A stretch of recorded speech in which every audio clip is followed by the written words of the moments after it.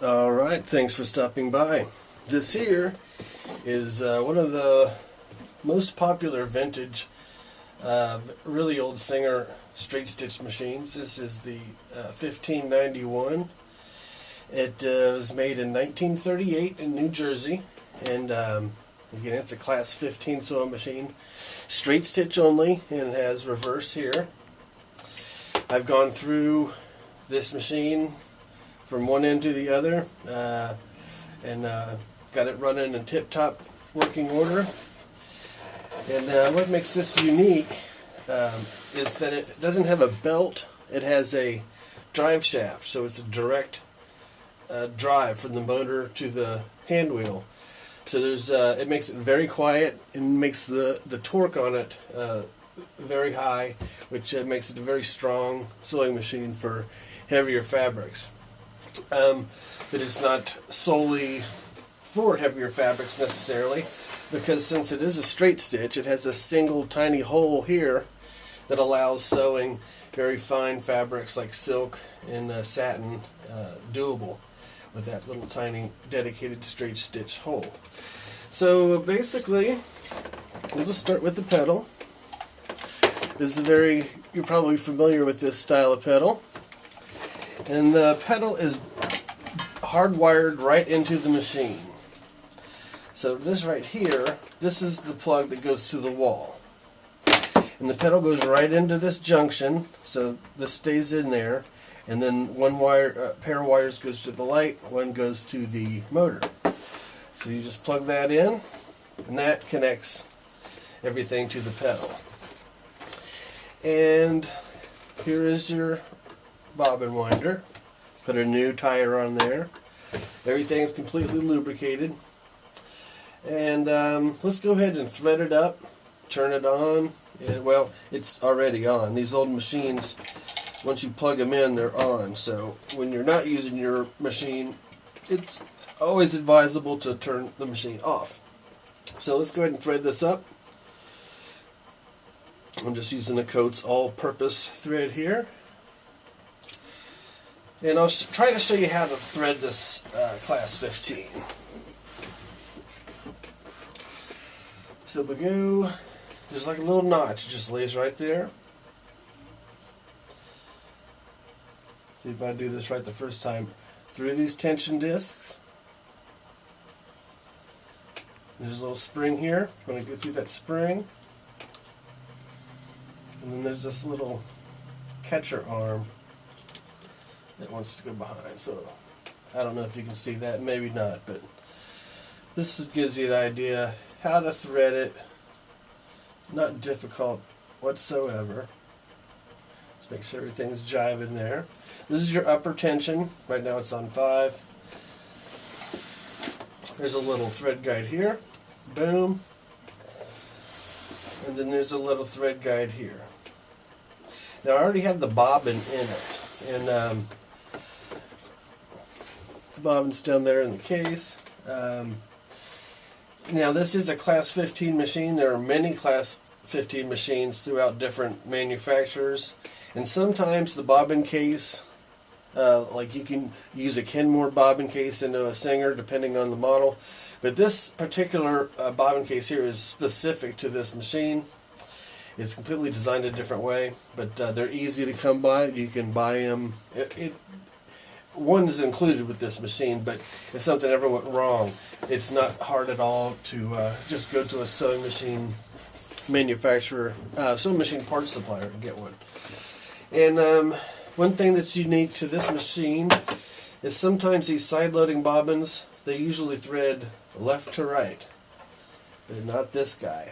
This goes right to left. So let's go ahead and try to thread that up. I forgot my headlamp. I usually always have a headlamp on, so this could be a little challenging. I think we got it, maybe. Okay. Now normally if the bobbin thread is down below, I just hold this thread, turn the wheel towards me, one cycle and it'll pull that thread up, but it's already up, so we'll just go ahead and put this back there. Now this just has a nice light, turns on just like that, and the magic of this is the smoothness, just the feel of it, and how quiet it is. So we'll go ahead and step on the foot pedal and let's sew a little bit. We have the reverse. And let me take a look at this. I should use some dark thread so you can see the stitches, but looks like we could go a little less on the upper tension. Go down to 4, see what that does for us. Let me fold this fabric over.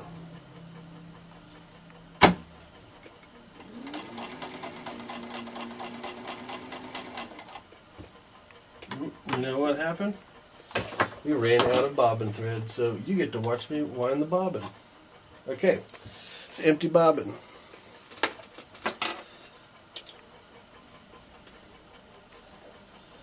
Just put it down here. Take your bobbin. Let's cut that knot out of there. Stick it through any one of these outer holes like that. There's a little notch in the side that matches with the notch in here. So you stick it on, kind of spin around till that just pops into the notch, just like that. Push it down. Grab the wheel and just turn this to unlock it. Now it's ready to wind the bobbin. Step on this. Ooh. I get that caught in there.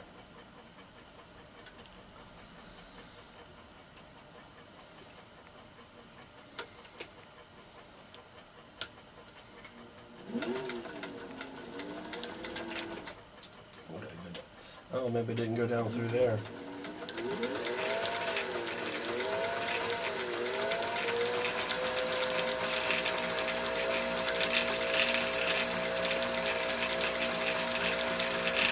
That's enough for that. So we'll take the bobbin case, and with this one we want to make it look like, with the threads coming off of it, it looks like a P. Pop it in here. There's a little slot in there. Get that open to the little opening here. I know you're not going to be able to see that, but it's in there. Now inside here, there's a little notch right there. You want this to line up with the notch, and it should just pop right in. Like so. Put all the thread down below, close it up. Now this time I'm going to thread the machine much quicker because I already showed you how to do it once.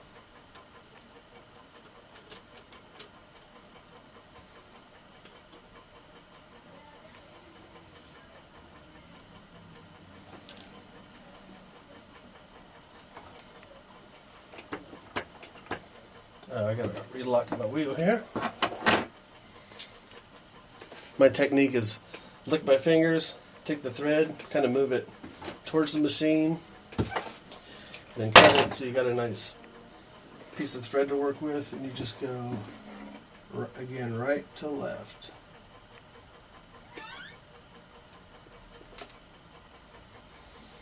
And like so. So like I mentioned before, if you want to pick up that bottom thread, you just hold onto this and it'll pull it from the bottom. Then we'll try to sew. Lower that.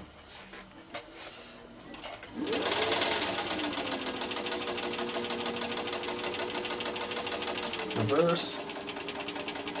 Forward. Then we'll make another pass, and we'll go with the a shorter stitch. So this here, this is your stitch length, and if you go all the way to the top, it's reverse. So all the way down is the longest stitch, but if you want a finer stitch for finer materials, it'd be up there. But if you want to lock that into place, you unscrew this, move that up.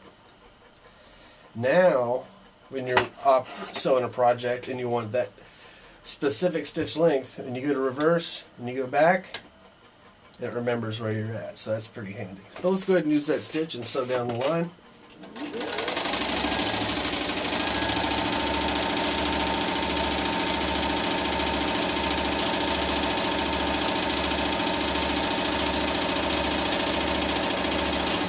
Just like that. We'll try the reverse again.